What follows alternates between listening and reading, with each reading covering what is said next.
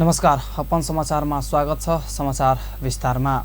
काठमाडौँको छाप्रोमा सवारी दुर्घटना हुँदा एकजनाको मृत्यु भएको छ भने 9 जना घाइते भएका छन्। आइतबार बिहान करिब 7 बजेतिर जडीबुटीबाट पेप्सी कोलातर्फ जाँदै गरेको ब3 ख 4848 नम्बरको यात्रुवाहक बस र विपरीत दिशाबाट आउँदै गरेको ब6 च 5342 नम्बरको बोलेरो जीप एक आपसमा ठोकिँदा दुर्घटना भएको हो। यसैगरी बस पल्टिँदा बसले कुचिल्दा बागमती प्रदेश 02 प 5311 नम्बरको स्कुटर र बागमती प्रदेश 02 प 4838 नम्बरको मोटरसाइकलमा समेत क्षति पुगेको छ, जसमा मोटरसाइकलमा सवार 1 जनाको मृत्यु भएको छ भने स्कुटरमा सवार 2 जना महिला घाइते भएका छन्। मृत्यु हुनेमा जिल्ला सर्लाही शान्तिटोल वार्ड नम्बर 1 का 21 वर्षीय राज भट्टराई रहेको खुलेको छ। स्कुटरमा सवार महिला सशस्त्र प्रहरी कर्मचारी रहेको र स्कुटर चालक सामान्य घाइते भएको र पछाडि सवार 1 जना गम्भीर घाइते भएको सहायक निरीक्षक रविचन्द्र बुढासैनीले जानकारी दिनुभयो।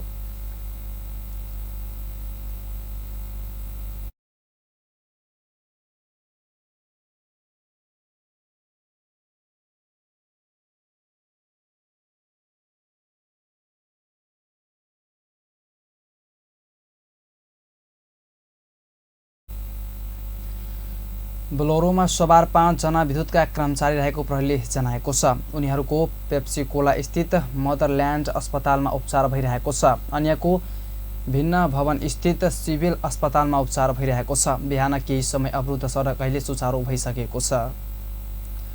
प्रधानमन्त्री पुष्पकमल दाहालले जनताको गुनासोलाई पहिलो प्राथमिकतामा राखेर काम गर्ने निर्देशन दिनुभएको छ। आइतबार हेलो सरकारको सेवा लाइन 3 पटक शिफ्टमा विस्तारित एवं सञ्चालन गर्न कार्यको शुभारम्भ गर्दै प्रधानमन्त्री दाहालले सरकारको सबै निकायहरूलाई जनताको गुनासोलाई पहिलो प्राथमिकतामा राखेर काम गर्न निर्देशन दिनुभएको हो। उहाँले आफूहरूलाई महत्त्वको नलाग्ने गुनासोहरू जनताको दैनिक जीवनको लागि महत्त्वपूर्ण हुने भन्दै त्यसलाई ख्याल गर्न आग्रह गर्नुभयो। उहाँले सार्वजनिक निकायप्रतिको नागरिकका सुझावहरू अमृत सम्मान हुने बताउनुभयो। सार्वजनिक निकायहरूमा गुनासो सुनवाई गर्न षड्यन्त्र रहे पनि त्यसले जनताको मुहार उज्यालो बनाउन नसकेको प्रधानमन्त्री दाहालको भनाइ छ। उहाँले जनताका गुनासो तथा जिज्ञासाहरूलाई बास्केटमा राखेर कार्यालयमा स्टोर मात्रै गर्ने परम्परागत षड्यन्त्र र कार्यशैलीले जनताप्रतिको उत्तरदायित्व बोध नगराउने स्पष्ट पार्नुभयो। प्रधानमन्त्री दाहालले सबै षड्यन्त्रलाई उत्तरदायित्व बोधले तिखारेर कार्य सम्पादन गर्न सकेमा मात्र सरकारप्रति जनविश्वास बढेर जाने जानकारी दिनुभयो। रूपमा विकास गर्नु पर्ने नै छ। यसका साथै गुनासो व्यवस्थापन प्रणालीलाई कृत्रिम बौद्धिकतासँग आबद्धता गर्ने लगायत नागरिकका उत्कृष्ट विचार लिने क्राउड सोर्स गभर्नेन्सका रूपमा विकास गर्न पनि त्यत्तिकै अपरिहार्य छ। सुशासनको पहिलो शर्त सरकार र जनता बीचको आत्मीय सम्बन्ध को विकास हुनु हो। विगत 12 वर्षदेखि सञ्चालनमा रहेको हेलो सरकार पछिल्लो समय प्रभावकारी रूपमा सञ्चालन हुन सकेको थिएनन्। आइतबारदेखि 24 घण्टा सञ्चालनमा आउने जनाइएको छ। नेपाल टेलिकम र एनसेल मोबाइलबाट 1111 मा फोन गरी गुनासो राख्न सकिन्छ भने email, Facebook, Twitter, portal, Viber, WhatsApp लगायतका डिजिटल माध्यमबाट पनि गुनासो टिपाउने व्यवस्था गरेको प्रधानमन्त्री कार्यालयले जनाएको छ। हेलो सरकारको डेस्कले प्राप्त गुनासोहरू तत्काल सम्बोधन गरी सो जानकारी सम्बन्धित निवेदनलाई निर्देशन दिने व्यवस्था मिलाइएको छ। हेलो सरकार 24 घण्टै सञ्चालनमा लागि 3 शिफ्टको कार्यतालिका निर्माण गरी सोही अनुरूप कर्मचारी व्यवस्थापन समेत गरिएको जानकारी दिनुभयो। त्यसका लागि नेपाल सरकारका 3 जना उपसचिव सहित 25 जना कर्मचारीहरू खटाइएको जानकारिएको छ। गुनासोहरू सम्बोधनका निमित्त र्यापिड रेस्पोन्स टिम समेत गठन गरी कार्यान्वयनमा ल्याइएको प्रधानमन्त्री दाहालले जानकारी दिनुभयो। कृषि तथा पशुपन्छी विकास मन्त्री डाक्टर भेदुराम भुसालले उत्पादन र निर्यात वृद्धि तथा आयात प्रतिस्थापना गरेर मात्रै देशको अर्थतन्त्र बलियो बनाउन सकिने बताउनु भएको छ। आइतबार काठमाडौँमा आयोजित एक कार्यक्रममा बोल्दै उहाँले यस्तो बताउनु भएको हो। उहाँले कृषि नेपालको लागि मेरुदण्ड भएको उल्लेख गर्दै कृषि क्षेत्रमा सबैभन्दा ठूलो समस्या भनेको सिँचाइ रहेको बताउनुभयो। उहाँले अहिले पनि देशको खेतीयोग्य जमिनको आधा पनि सिँचाइ हुन नसकेको बताउनुभयो। 48% जमिन वर्षायाममा मात्र सिँचाइ हुने र 18% जमिन मात्रै सधैँ भरि सिँचाइ हुने अवस्था रहेको बताउँदै सिँचाइको समस्या समाधान गर्नु नै पहिलो काम रहेको बताउनुभयो। यस वर्ष सरकारले चितै धान 1 लाख हेक्टर क्षेत्रमा लगाउने गरी काम सुरु गरेको जानकारी दिनुभयो। यहाँले भने जस्तै बजारको व्यवस्थापन गर्ने कुरा, औद्योगिकरणमा जाने कुरा, यी यावत समस्याहरू छन्। ती समस्याको क्रमशः समाधान गर्दै जानुपर्ने आवश्यकता छ। यहाँहरूले जुन खालको पहल गर्नुभएको छ, खास गरिकन उत्पादन वृद्धिका निम्ति के गर्न सकिन्छ, परामर्शको माध्यमबाट कसरी कृषकहरूलाई, त्यसमा पनि युवाहरूलाई कसरी कृषि क्षेत्रमा आकर्षण गर्न सकिन्छ र बजारीकरणका निम्ति कसरी व्यवस्थापन गर्न सकिन्छ भन्ने खालका केही अवधारणाहरू राख्नु भएको छ। ती सकारात्मक छन्। केही सुझावहरू पनि यहाँहरूले राख्नु भएको छ। सामान्य प्रधानमन्त्रीज्यूलाई पुर्याइदिने भन्नुभएको छ। म एकदम इमान्दारीका साथ मैले उहाँले અહીં हाम्रो कार्यक्रमको अध्यक्षले जे वाचन गर्नुभएको थियो त्यो मागेर पनि लिएको छु। म पुर्याउने मात्रै होइन, प्रधानमन्त्रीसँग हामी सघन रूपमा छलफलमा पनि छौँ। र खास गरिकन अस्तिको दिन हामी मन्त्रालयमै 2टा मन्त्रालयका मन्त्री र सचिवहरू कार्यक्रममा बोल्दै मन्त्रालयका सचिव डाक्टर गोविन्द्र प्रसाद शर्माले उपभोक्ताको घर र भन्सारसम्म पुग्ने विषयलाई एउटा छत्ता कानुनको रूपमा कृषि विधेयक हाउसमा पेश गर्न तयारी भइरहेको बताउनुभयो।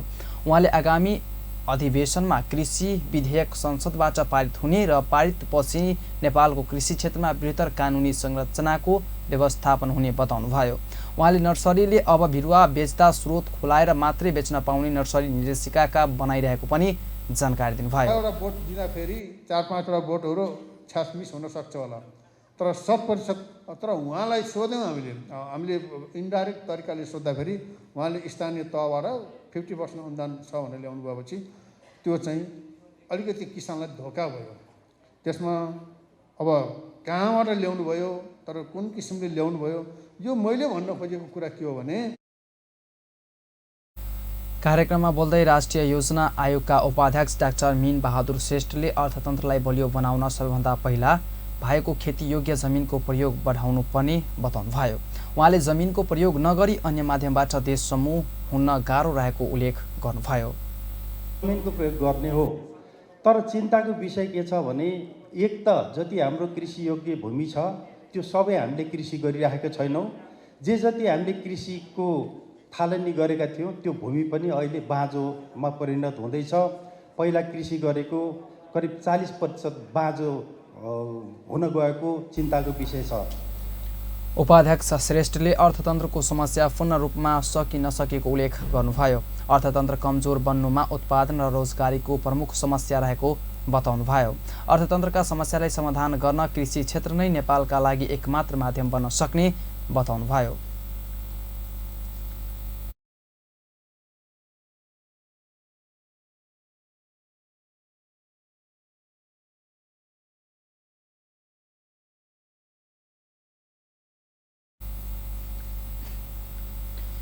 कृषि तथा पशुपन्छी विकास मन्त्री डाक्टर बेदुराम भुसालले लम्पी स्किन रोगबाट प्रभावित किसानलाई राहत दिने काममा ढिलाइ भएको स्वीकार गर्नुभएको छ। मन्त्री भुसालले लम्पी स्किन रोगबाट प्रभावित किसानलाई राहत दिने मापदण्ड तयारी पारी सहमतिका लागि गृह र अर्थ मन्त्रालयमा पठाइएको उल्लेख गर्दै अब त्यसमा ढिलाइ नहुने आश्वासन समेत दिनुभयो। आइतबार सिंहदरबारमा मन्त्रालयको काम कारबाहीबारे जानकारी दिन आयोजित पत्रकार सम्मेलनमा बोल्दै उहाँले सो राहत उपलब्ध गराउनका लागि आफूले गृह र अर्थ मन्त्रालयमा बारम्बार ताकेता गरेको र सो काम छिट्टै गर्न पक्षमा सरकार रहेको समेत जानकारी दिनुभयो। उहाँले सो रोग नियन्त्रणका लागि खोप खरिद गर्न काम सुरु गरिएको र त्यसलाई निःशुल्क उपलब्ध गराउने निर्णय गरिएको पनि जानकारी दिनुभयो। जिज्ञासा छ, त्यसमा चाहिँ त्यति धेरै चाहिँ भएको छैन। हामीले पठाएको पनि त्यति धेरै भएको छैन, तर पनि हाम्रा यी प्रक्रियाहरू अलि लम्बिता नै छन्, त्यो चाहिँ स्वीकार गर्नुपर्छ। मैले त बारम्बार भन्ने गरेको पनि छु, हाम्रो काम गर्ने तरिका चाहिँ अलि ढिलाढाला नै छ। त्यसले गर्दाखेरि जुन तीव्र रफ्तारमा हुनुपर्थ्यो त्यो चाहिँ अझै हुन सकेको छैन, त्यसलाई हामीले स्वीकार गर्नुपर्छ। तर हामी ताकेतामै छौँ, ताकेता बारम्बार गरिरहेछौँ। मैले हिजै मात्रै पनि होइन छिटो गरौँ भन्ने कुरा गरेको छु, यसलाई छिटो नै गर्ने पक्षमा हामी चाहिँ छौँ। मन्त्री भुसालले रासायनिक मलको अभाव पनि नभएको दावी गर्नुभयो। सुरुमा वितरणमा केही समस्या भए पनि अहिले किसानले रासायनिक मलको समस्या झेल्नु नपरेको उहाँको भनाइ थियो। मन्त्री भुसालले सरकारले कृषिमा खेतीबाली उत्पादन वृद्धिमा जोड दिएको दोहोर्याउनुभयो। कृषि सहकारी तथा प्राकृतिक स्रोत समितिले ऊर्जा जलस्रोत तथा सिँचाइ मन्त्रालयलाई आफ्नो समितिको कार्यक्षेत्रभित्र राख्न माग गरेको छ। आइतबार बसेको समितिको बैठकले ऊर्जा सिँचाइ तथा जलस्रोत मन्त्रालय समितिको कार्यक्षेत्रभित्र नहुँदा सिँचाइको अभावमा कृषि क्षेत्रको सुधार गर्न कार्यमा कठिनाइ भइरहेको भन्दै सो मन्त्रालय समितिको कार्यक्षेत्रमा राख्न माग गरेको हो। त्यो माग लिएर सभामुखलाई आग्रह गर्ने समितिले निर्णय गरेको छ। त्यसैगरी समितिले हालसम्म छलफल गरी सम्बन्धित मन्त्रालयमा गरिएको निर्देशनहरू कार्यान्वयनको अवस्थाको सम्बन्धमा सबै मन्त्रालयहरूसँग 7 दिनभित्र लिखित रूपमा जवाब माग्ने निर्णय पनि गरिएको छ। बैठकले गाँजा खेतीलाई वैधानिक बनाउन सन्दर्भमा सम्बन्धित निकायहरूसँग छलफल गरी निष्कर्षमा पुग्ने पनि निर्णय गरेको छ। त्यसैगरी समितिले कृषि मन्त्रालयको संस्थागत संरचना र कार्य सम्पदाको जिम्मेवारी लगायतको विषयमा आगामी बैठकमा बोल्दै ब्रिफिङ लिने भएको छ। अर्को उसमा हामीले कसरी जाने भन्ने विषयहरूमा अर्को बैठकमा छलफल गर्ने एउटा छलफल राख्यौँ र त्यसैमा उपसमितिहरू लगायतको गठन गरेर हामीले कार्यहरू गर्ने जिम्मेवारी तोकियो भने त्यो काम सम्पन्न हुन्छ, यो एउटा निर्णय पनि गरेर जाउँ। अनि अर्को यही अहिलेको जुन कृषि सहकारी तथा प्राकृतिक स्रोत समितिको कार्यक्षेत्रभित्र विगतमा रहेको सिँचाइ तथा ऊर्जा सिँचाइ तथा जलस्रोत मन्त्रालयलाई प्रतिनिधि सभा नियमावलीबाट नियम 2070बाट त्यस्तै भूमि आयोगबाट सम्पादन हुने कार्यहरूलाई व्यवस्थित गर्न राष्ट्रिय भूमि आयोगका अध्यक्ष लगायतका पदाधिकारी तथा भूमि व्यवस्थापन तथा सहकारी तथा गरिबी निवारण मन्त्रालयलाई समितिको अर्को बैठकमा आमन्त्रण गरी छलफल गर्ने निर्णय पनि भएको छ। जलवायु परिवर्तन सम्बन्धमा मन्त्रालय अन्तर्गत भएको नीतिहरू पनि समितिले माग गर्न निर्णय भएको उपसचिव बरालले जानकारी दिनुभयो। सरकारले यस वर्ष 3 दिन संविधान दिवस मनाउने भएको छ। आइतबार प्रधानमन्त्री तथा मन्त्री परिषदको कार्यालय सिंहदरबारमा बसेको संविधान दिवस मूल समारोह समिति बैठकले सो निर्णय गरेको भौतिक पूर्वाधार तथा यातायात मन्त्री प्रकाश ज्वालाले जानकारी दिनुभएको हो। उहाँका अनुसार बैठकले असोज 2, 3 र 4 गते गरी 3 दिनसम्म विभिन्न समारोहका साथ संविधान दिवस मनाउने कार्यक्रम तय गरेको छ। असोज 2 गते स्मारक प्रकाशन संवाद अन्तर्क्रिया कार्यक्रम हुने र असोज 3 गते सैनिक मञ्च टुडी खेलमा विशेष समारोह गर्ने कार्यक्रम तय भएका छन्। खास गरी असोज 2, 3 र 4 गते 3 दिनसम्म विभिन्न समारोहका साथ संविधान दिवस मनाउने कार्यक्रम आजको बैठकले यो संविधान दिवस मूल समारोह समितिका अध्यक्ष सम्माननीय प्रधानमन्त्रीजीको अध्यक्षतामा बसेको बैठकले गरेको छ। पहिलो दिन त्यसरी 2 गतेका दिन विभिन्न चाहिँ कार्यक्रमहरू जस्तो स्मारक प्रकाशन, संवाद, परिसंवाद, अन्तर्क्रिया कार्यक्रमहरू हुन्छन् संविधानका बारेमा। 3 गते अलि भव्य बृहत कार्यक्रम सैनिक मन्त्री ज्वालाले सरकारले संविधान दिवसको अवसरमा 3 दिनसम्म साँझामा दीप प्रज्वलन गर्न पनि बताउनुभयो।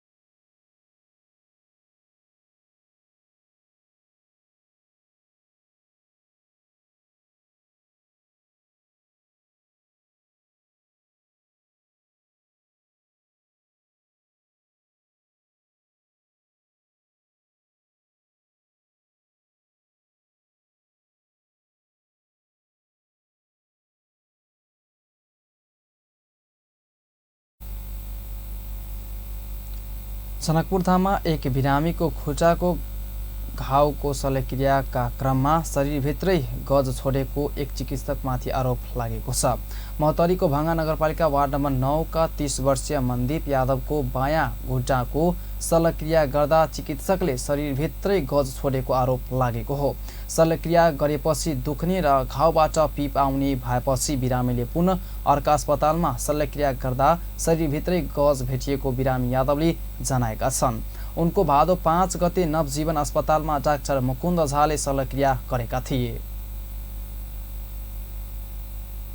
देखिए पूरा पीस से गज बीच वीडियो जो लेने चाहिए मोबाइल में फोटो भी खींचने चाहिए तो क्योंकि वो जॉय साहब उनकर से नहीं ऑर्थो के डॉक्टर थे उनकी काठमांडू में वहाँ से वीडियो कॉल में बात करी कल की तो टॉक वर्क किसी देखिए तो वैसे घाव की कंडीशन तो पूरा खराब है भीतर में समस्या है ठीक है जल्दी हॉस्पिटल लाए पड़ते जोड़ने से एक जोड़ने गोरे काटा पड़ती ठीक है ना अब किना किना कहीं कर भीतर चल जाते यह संदीप शर्मा डॉक्टर साहब तो देखे ली अंचल में मंगल दिन के डॉक्टर साहब देखल के तो कैसे करा कि देखिए ऊपर से बैंडेज हटा के तुम्हें पीस उनको अगाड़ी में बहुत लगल वैसे पहले तो कंपाउंडर खोली कंपाउंडर खोल के कल केना सीने छो कि तो पूरा एंता सीजन छी कौन डॉक्टर छी जे डॉक्टर की कहे छे अपने के सर्जन रहती वही हिसाब से बिहेवियर एकदम केना सीलोज निसी बढ़िया प्रॉब्लम कर कैरी सब ना बोझ कोना डॉक्टर साहब बोले तो वो ये बात कर रहा जब पीप अपने के उनको अगाड़ी में चू रहा थी तो कल इनका बोलूँ जाले को अब हम सरिया के ऑपरेशन कर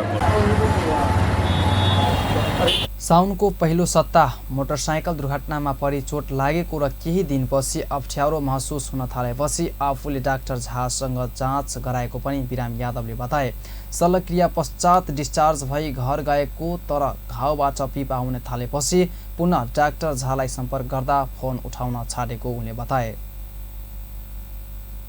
कहीं से भीतर से हार्ट में जाती पहुँचती नहीं जोड़ने के चाहिए ना चक्रीय का डैमेज कर देती चाहिए और साहब ना वही बदली हमारा था और डर हो गया जब कतः से कतः चल गई है ना कि यार पूरा दिन तब अपने के डॉक्टर साहब कल के हम बिहान ऑपरेशन कर देते तो दीदी कल के सर इतनी समस्या चाहिए आई टाइम नहीं चाहिए मिला दिए तो कल ठीक से बोलो से खाए खाना वाला तो खा लेना होती चाहिए कल नहीं फास्टिंग है मंगलवार चले फल फूल मात्र ही खाए कल के तब वहाँ कुछ नहीं खाए वहाँ के 4-5 बजे ऑपरेशन कर 4 बजे हम अपने के ओटी में लग गए ओटी में लग गए स्पाइनल में सुइया दिल के सुइया दिला के बाद तो हम तो आपको कुछ नर्वस भाई जाते बेहोश भाई अपने टाका खोल के डॉक्टर साहब के खोल के खोलने के बाद की कहे उनका की बोलते भीतर में गज पीस से छूटल छ घुडानीको नभएपछि भादो 12 गतेमा मनदीप प्रादेशिक अस्पताल जनकपुरमा भर्ना भएका थिए। अर्थोपेडिक सर्जन डाक्टर सन्दीप शर्माले पुनः शल्यक्रिया गर्दा गज भेटिएको हो। बिरामी यादवले चिकित्सक झा र नवजीवन अस्पताललाई कारबाही गर्न माग गरेका छन्।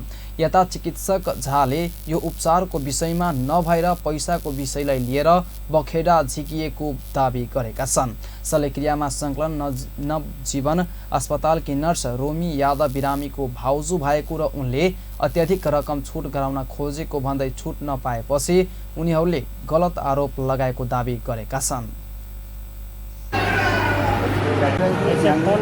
डिस्चार्ज के बाद पहले सर शनिवार के और संजोग से हमारे मोबाइल में कहीं प्रॉब्लम है अखन है ना बेसिकल स्टैंड फुल चार्ज कर देवे तो 1-1.5 घंटा 2 घंटा में आके ऑफ हो जाए हम जाके हम संजीव सर छथिन के मैनेजर के पास बोले सर मेरो डिस्चार्ज यति हो है ना अस्पताल किन अस्पताल के स्टाफ छथिन फ्री करो नहीं करो हमारे सरोकार नहीं है ठीक है कल सिस्टर होते काज करे अस्पताल फ्री करो नहीं करो है ना एनेस्थेसिया फ्री करो नहीं करो हमारे हम 10 दिन के राउंड चार्ज 10 दिन ठके पेशेंट रहे हमारा अंडर में 10 दिन के राउंड चार्ज 2 बेर ओटी करने से तो 30-35 तो ले पड़े ठीक है सिस्टर के मनसा सर चले कि फ्री बजा या 4-5 हज़ार में टरका दिया वैसे बेसी किछ नहीं सर पैसा यदि वे कह के नहीं जाए सर वे के हम फ्री कर देती ना तो कोनो हंगामा नहीं चले जहाँ हमारा मंगलवार के दोसर ड्रेसिंग के रहे अपने के मान लियो कोनो इन्फेक्शन भगल गज भगल 3 दिन के लिए वेट नहीं करे सर 3 दिन ऑलरेडी हम रखने रहे बाद लगातार 3 दिन 6 दिन में आगे पहुँचने वैसे पहले कलेक्शन भए ड्रेसिंग सोख हो चिकित्सक झाले मनदीपको खुट्टामा गज छुटे नछुटेको विषयमा आफूलाई जानकारी नरहेको बताइएका छन्। बिरामीको भाउजू समेत रहेकी नर्स रोमीले सबै गज बाहिर निकालिसकेपछि मात्रै आफूले टाका लगाएको उनको भनाइ छ। सिस्टर के वैसे दोनों केस में सिस्टर अपने से और दोनों केस में वो अपने स्टॉप करने से ओटी में असिस्ट वो अपने कहने छथिन हुनकर काम है बेसिकली गज काउंट करके है ना बेसिकली गज। दोसर बात है सर जब पैसा के मामले में बुझ गए कि नहीं छूटे वाला है पैसे के बात है सर अल्टीमेटली है ना भाई जब हमरा फोनो कलक हमरा क्लिनिको में आयल सब आदमी मिलकर 3-4 आदमी मिलकर ओकर हस्बैंड वो अपने है पूरा धाक धमकी देके म जनकपुरमा यो गरिदिन्छु बस्न दिन अथी बदनाम गरिदिन्छु होइन दाना पानी बन्द हुन्छ थर्काइदिन्छु मारिदिन्छु पिटिदिन्छु लुटिदिन्छु तोडफोड गरिदिन्छु। तो सर हमरा फ्रेम करके लिए लोग ओटी में काज कैल आदमी है ओकरा लिए एक गज निकाल कर ओहिमे रख में कौन बड़का बात। यता नवजीवन हस्पिटलका म्यानेजर सञ्जीव शाहले बिरामी डिस्चार्ज भएर गएपछि पुनः समस्या हुँदा सम्पर्कमा आउनुपर्नेमा बिरामी यादव सम्पर्कमा नआएको प्रतिक्रिया दिएका छन्। अब सानो व्यावसायिक विश्रामपछि बाँकी समाचार। विश्रामपछि पुनः समाचारमा स्वागत छ। अब बाँकी समाचार। महिला बालबालिका तथा ज्येष्ठ नागरिकका मन्त्री सुरेन्द्र राज आचार्यले बजेटको अभावका कारण आफ्नो मन्त्रालयले तय गरिएका योजना तथा कार्यक्रमहरू पनि सम्पन्न गर्न नसक्ने अवस्था रहेको बताउनु भएको छ। बाल सुधार गृह वृद्धा आश्रम समेत बजेटकै अभावमा आवश्यकता अनुसार बनाउन नसकिने मन्त्री आचार्यको स्पष्टीकरण थियो। आइतबार संघीय संसद प्रतिनिधि सभा अन्तर्गतको महिला तथा सामाजिक मामिला समितिको सिंहदरबारमा बसेको बैठकमा बोल्दै उहाँले बाल विवाह, सामाजिक सुरक्षा भत्ता, स्वास्थ्यसँग सम्बन्धित समस्या पनि अरू मन्त्रालयसँग अन्तर सम्बन्धित भएकाले महिला बालबालिका तथा ज्येष्ठ नागरिक मन्त्रालयले चाहे अनुसार अघि बढाउन सक्ने अवस्था नरहेको तर्क गर्नुभयो। उहाँले बाल सुधार गृहको क्षमता वृद्धि गर्न काम आवश्यक भए पनि त्यसका लागि अर्थ मन्त्रालयले आवश्यक बजेटको व्यवस्था नगरेको गुनासो समेत गर्नुभयो। सुरक्षा भत्ताका कुरा त्यो श्रम मन्त्रालयले हेर्नुपर्ने, यसले गर्दाखेरि पनि अलिकति अन्यलको अवस्था छ। खास गरी यो मन्त्रालयमा बजेटको अभाव नै प्रमुख कारण पनि हो। बजेट अत्यन्त न्यून भएको खास गरी 8 वटा छन्, 4 वटा मन्त्रालयको व्यवस्थापनमा सञ्चालन छ र 4 वटा चाहिँ बैठकमा बोल्दै समितिका सदस्यहरूले महिला बालबालिका ज्येष्ठ नागरिकहरूको समस्या समाधान हुने गरी आवश्यक बजेटको व्यवस्था गर्न सरकारको ध्यान आकर्षण गराएका थिए। प्रमुख प्रतिपक्ष दल नेकपा एमालेका सांसद ईश्वर बहादुर रिजालले संवैधानिक व्यवस्था अनुसार बालबालिका, महिला, ज्येष्ठ नागरिक तथा अपाङ्गता भएका व्यक्तिहरूको उचित व्यवस्था हुने गरी नीति, कार्यक्रम र बजेटको व्यवस्था मिलाउन सरकारसँग माग गर्नुभयो। उहाँले समस्याको समाधान नहुने गरी सरकारले नीति तथा कार्यक्रम ल्याउन गरेको भन्दै आक्रोश समेत व्यक्त गर्नुभयो। जवाब दिने गरी त्यो कार्यक्रमहरू बन्नुपर्छ, जवाब दिने गरिकन त्यो बजेटको निर्धारण गर्नुपर्छ अर्थ मन्त्रालयले। होइन भनेदेखि सामान्य कार्यक्रम यो हेर्दा त राम्रै छ, जति छ त्यति भाग शान्ति गरेर यसो डिभाइड गरेर ल्याउनु भएको छ, अब यति नै हेर्दा ठिक छ। त्यसकारण यो पर्सपेक्टिभबाट लोक कल्याणकारी राज्य हो कि होइन, यो पर्सपेक्टिभबाट आओस्। सांसद रिजालले लोक कल्याणकारी राज्यको अवधारणा अनुसार अघि बढ्न पनि सरकारलाई सचेत गराउनुभयो। अमेरिकी सेनेटर क्रिस भान होलेन र नेकपा एमालेका अध्यक्ष एवं पूर्व प्रधानमन्त्री केपी शर्मा ओलीबीच शिष्टाचार भेट भएको छ। आइतबार सिंहदरबार स्थित नेकपा एमालेको संसदीय दलको कार्यालयमा ओली र होलेन बीच शिष्टाचार भेट भएको हो। नेपाल भ्रमणमा रहनुभएका होलेन को अध्यक्ष ओलीसँगको भेटमा शान्ति प्रक्रियाको बाँकी कामबारे चासो व्यक्त गर्नुभएको थियो। भेटपछि सञ्चारकर्मीहरूसँग कुरा गर्दै एमाले संसदीय दलका उपनेता एवं एमाले उपाध्यक्ष सुभाष चन्द्र नेमाङले भेटमा दुई देशबीचको सम्बन्धका बारेमा कुराकानी भएको जानकारी दिनुभयो। उहाँले सिनेटरले नेपालको शान्ति प्रक्रियाको बारेमा जिज्ञासा राख्नु भएको र अध्यक्ष ओलीले आफू सरकारमा रहँदा नै शान्ति प्रक्रिया टुङ्गोमा पुर्याउने पहल गरेको र अहिले पनि अन्तर्राष्ट्रिय प्रतिबद्धता, सर्वोच्च अदालतको फैसला, शान्ति प्रक्रिया पीडित मैत्री हुने गरी टुङ्गोमा पुग्नुपर्छ भन्ने कुरालाई ध्यानमा राखेर अघि बढ्ने बताउनु भएको थियो। सम्बन्धको सन्दर्भमा कुराकानीहरू भयो। सेनेटरजीको नेपालको शान्ति प्रक्रियाको बारेमा जिज्ञासा थियो। यो अब कसरी के हुन्छ भन्ने बारेमा जिज्ञासा थियो। दुई देशको बीचमा रहेको जुन सम्बन्ध। होलेन गत शुक्रबार नेपाल आउनु भएको थियो। होलेन अमेरिकी संसदको विदेश सम्बन्धी समिति र राज्य तथा विदेश सञ्चालन विनियोजन उपसमितिका सदस्य हुनुहुन्छ। सभामुख देवराज घिमिरे र अमेरिकी सिनेटको वैदेशिक मामिला तथा एप्रोप्रिएसन कमिटीका सदस्य सिनेटर क्रिस भ्यान होलेन बीच शिष्टाचार भेटवार्ता भएको छ। आइतबार सिंहदरबार स्थित सभामुखको कार्यकक्षमा भेट भएको हो। भेटमा दुई देशबीचको सम्बन्ध, अमेरिकी सहयोग तथा संसदीय आदान प्रदानका विषयमा छलफल भएको थियो।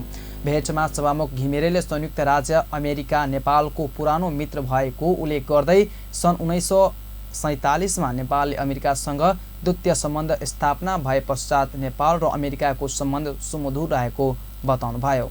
उच्च स्तरीय भेटघाटको आदान प्रदानले दुई देशबीचको सम्बन्ध र बुझाइलाई थप मजबुत बनाउने विश्वास व्यक्त गर्नुभएको छ। नेकपा एमालेका उपाध्यक्ष तथा पूर्व अर्थमन्त्री सुरेन्द्र पौडेलले सरकारले जनगुनासो आउने ठाउँमा बिजुली दिएर उद्योग क्षेत्रमा लोड सेटिङ गरिएको बताउनु भएको छ। आइतबार नेपाल उद्योग तथा व्यवसाय महासङ्घले आयोजना गरेको आर्थिक क्षेत्रमा विद्यमान समस्या र चुनौती विषय कार्यक्रममा बोल्दै पूर्व अर्थमन्त्री पौडेलले यस्तो बताउनु भएको हो। पूर्व अर्थमन्त्री पौडेलले उद्योग विस्तार गर्न विद्युत सरकारले दिनुपर्नेमा उद्योगहरूमा दैनिक 16-17 घण्टा लोड सेटिङ गर्ने काम गरिएको आरोप लगाउनुभयो। उहाँले सरकारले उद्योग व्यवसाय विस्तार गर्नको लागि विद्युत सहज रूपमा उपलब्ध गराएर उद्योग क्षेत्रमा लोड सेटिङ अन्त्य गर्न आवश्यक रहेको पनि बताउनुभयो।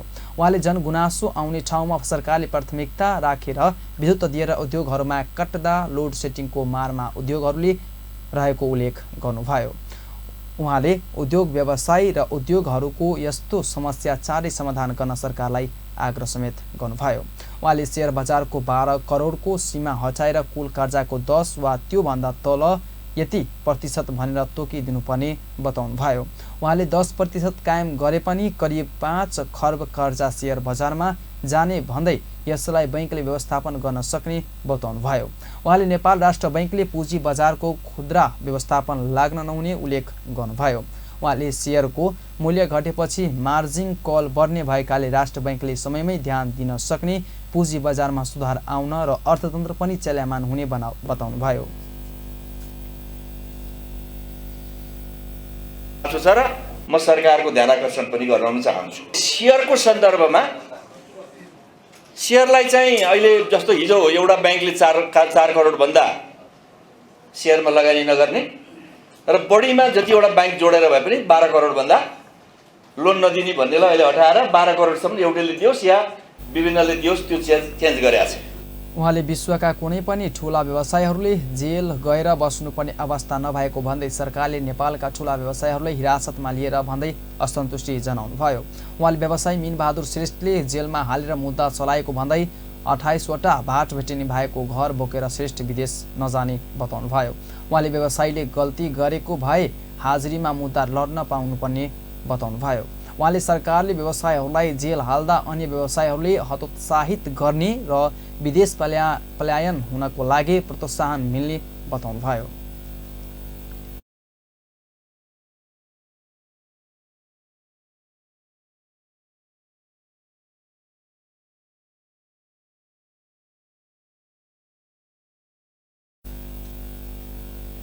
हस्त अहिले यतिकै पल पल खबर तेज नजर हेर्दै गर्नुहोला अप्पान टेलिभिजन। नमस्कार।